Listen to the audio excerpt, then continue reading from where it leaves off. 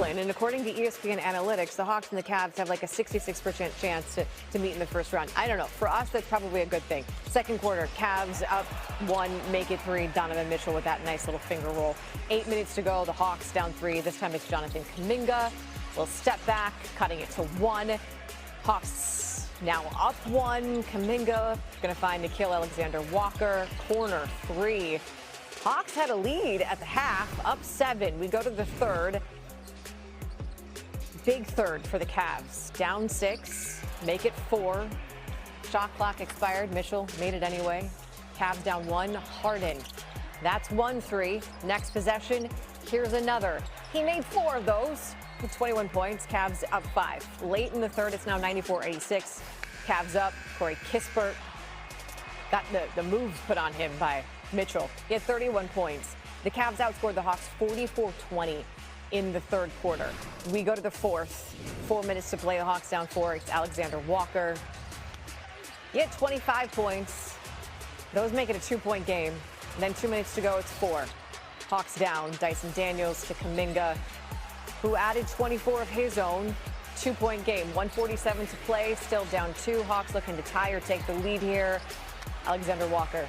Can't do that. Can't lose the ball. Cavs hang on. They win 122. The Magic's are 44-36. The Sixers are 43-36. Charlotte is 43-37. And the Miami Heat are 41-38. Joe, what's going on with your Hawks? Oh, man, we just had a little bump in the road, Uncle Ocho. I thought we played a great game tonight. We scored enough points. Great playoff ball game. Great playoff atmosphere. We just couldn't come up with the win, man. I thought we had a lot. We had, 7 guys in double figures.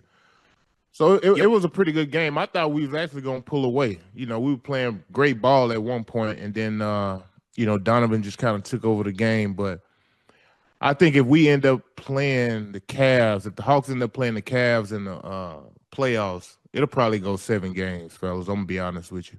Mm-hmm. I mean, Joe, you mentioned you had 7 guys in double figures, all 5 of your starters. Nickeil Alexander-Walker is still playing unbelievable, 25 points on 10 of 19 shooting. But you got 30 off the bench for 30 minutes. Kuminga gave you 11 of 20, 24 points. When you get that kind of offensive production, I mean, you shot 48% from the floor. You're right there with the rebounding. You got to. Those are the games, Joe, and we've seen this before.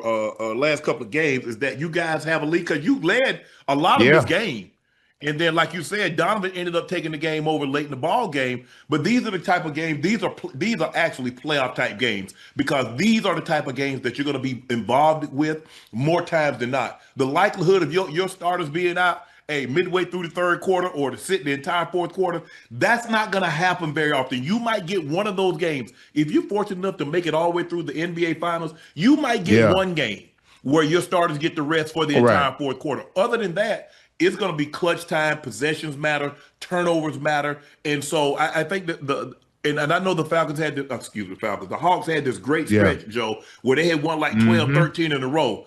The last thing that you want to do is kind of like tail slide going into the playoffs. You want to kind of keep that same momentum going. You don't want to win 13 and then lose your last 4 and then get into the playoffs and find yourself, you was probably right there at the 4th seed, and now all of a sudden you find yourself in the play-in. That wouldn't be good for the I think we're going to pick it up. Understanding what's at stake and where we're at in the standings and how close and tight of a race it is, I think we'll pick it up. Look, Jalen Johnson ain't gonna go 4 for 16 every night. He didn't have a great game, but we were still in the game to where we still had a chance to win. He fouled out. Daniels fouled out. So I think we can take some positives from this. Now, is Cleveland a great team? Yes, they have 2 games, actually 3 game changes in Harden, Mobley, and Mitchell. So it's gonna be tough to beat them, but I think we got the squad that can do it. Like I say, I think if we end up playing the Cavs, I do think this will be a 7-game series because it's fairly even. If you really pay attention to the game, I thought the Hawks mucked it up on the road. We just couldn't come up. We just couldn't come up with the big plays down the stretch to get us over the hump. But we had guys who stepped up. Look, Kuminga played a hell of a game. I thought Gabe Vincent came in and gave us some great minutes as well. And that's what you need. You're going to need a collective team effort, bro, to be able to win on the road in the playoffs. You got and to be a great playoff team, okay, Ocho, you have to win games on the road. You're going to have to win at least one game on the road. Yeah, especially if you don't have home court. Now, if you have home court, you can just win all your home games and be straight. But when you do that, you have no margin for error. Because if somebody, you mess around and have an off shooting night and somebody gets you and you're not a really good road team, because you're right, Joe, at some point in time, look at OKC. They had to win a game on the road. Yeah. They against it, think about it, against Denver. Denver got a game. In order for them to keep it going, they had to go steal a game back. I think Indiana stole a game from them. They had to go to Indiana and steal a game back. So you're absolutely right. Great teams, look, you're not going to be up here all the time, no matter how rowdy your crowd are, no matter how much you love playing at home. You're going to have a slip up, but you're going to have to find a way to win a game on the road. And so the Hawks, like you said, Jalen Johnson did not play well. They had a couple of guys that had 12 points, and those are guys, like I said, Walker's been playing out of his mind. You got 24-plus points from Kuminga, who played unbelievable off the bench. You got 37 bench points. Joe, when you get that kind of production, because you're not used to getting that kind of production, you got to capitalize, man. You got to capitalize. I agree. And, I know our coach, he does a great job. He does a great job in making adjustments. And Coach Quinn, he does a great job in making adjustments. So we still got a few games left. I don't want us to get in that play-in, so we need to take care of business here at home Friday. I think we play here. I actually think we play Cleveland again. Yeah, so that's gonna be a hell of a game. That's gonna be like a game 7. That's gonna be playoff atmosphere. And I'm looking forward to that, man. It should be a fun one. You want to stay in the 5 spot. And, hey, guess what? And play Cleveland in the first round, 4-5 matchup. Right. But Quinn Snyder, you know how to, hey, look here, you coached Donovan Mitchell for a number of years. You know how to deal with him. And you know what he's more than capable of doing. So you better you better turn his light out. Because if you don't, we've seen him score 70 in a game. We've seen him have playoff games where he get 57. Him and Jamal Murray going back and forth. He gets 57. Jamal comes back with a 50. He comes back with a 50 piece. Hey, he's a guy that can get red hot. Ocho, what the hell you doing? You can't hear me? I hear you now. Oh yeah, I'm right here. I'm right here, just agreeing with y'all. Hey, listen. You look at Mobley. You look at Evan Mobley. I mean, hell, he had 19 rebounds, 22 points. My thing is when you play Cleveland, you got to cut one of them big 3 off. Like, okay, James Harden he may get his, Mitchell may get his, but you can't let Evan Mobley, be a game changer like he was tonight. You can't do it. Yeah, you gave up 30. You gave up 31 to Mitchell. You gave up 21 to Harden. James didn't shoot well. Mitch was sensational. Mitch was 12 or 19. He turned it on. So and you got Evan Mobley was 8 of 15, and like you said, Joe, he gave it 22 and 19, almost a 20-20 game. And then you got Jared Allen. You know Jared Allen's gonna be efficient.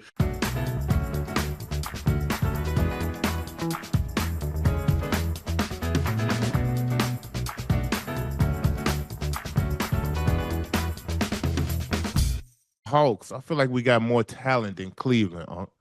Like we got more guys who we can depend on that's going to play pivotal minutes and play huge in those minutes versus Cleveland. Cleveland going to rely on Donovan and Harden to carry the load. You know Evan Mobley, he going to give you a 10-point game, 8 rebounds. You know what I'm saying? Like he ain't going to be doing it like this every night.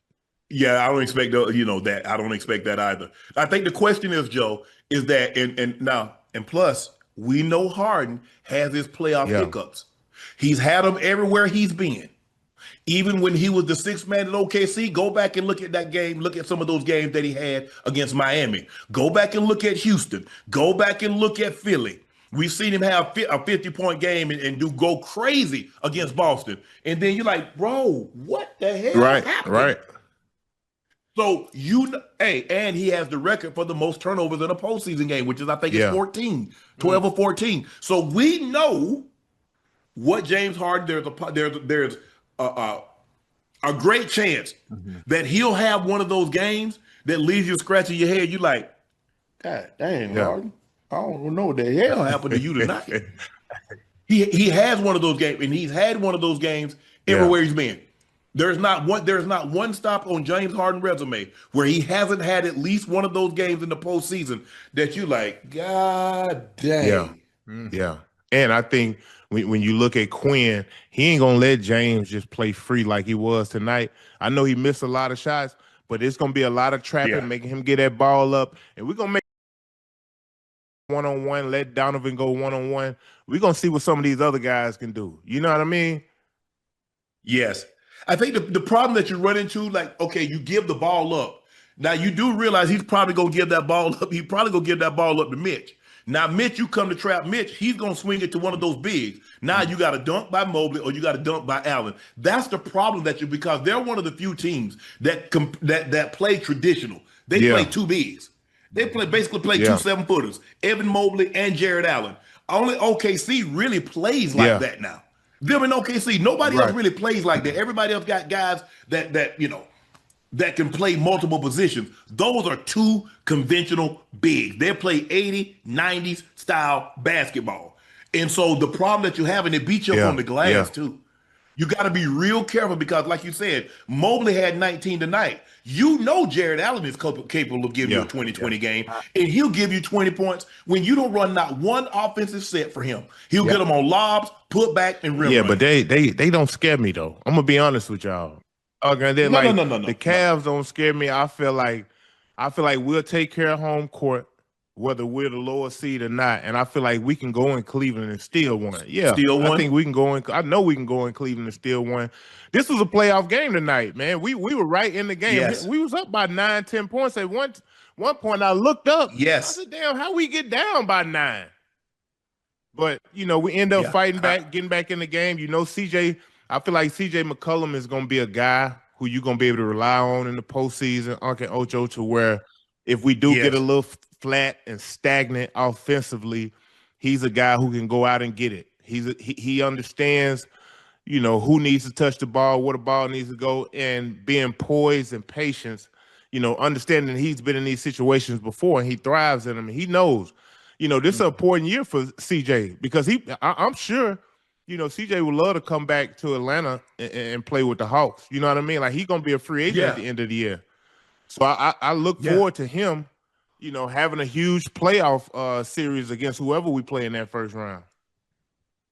But if you look at some of your key contributors that you're really expecting to give you valuable minutes, you look at Dyson Daniels. He was 5 of 11. CJ was 6 of 16. Jalen Johnson was 4 of 16.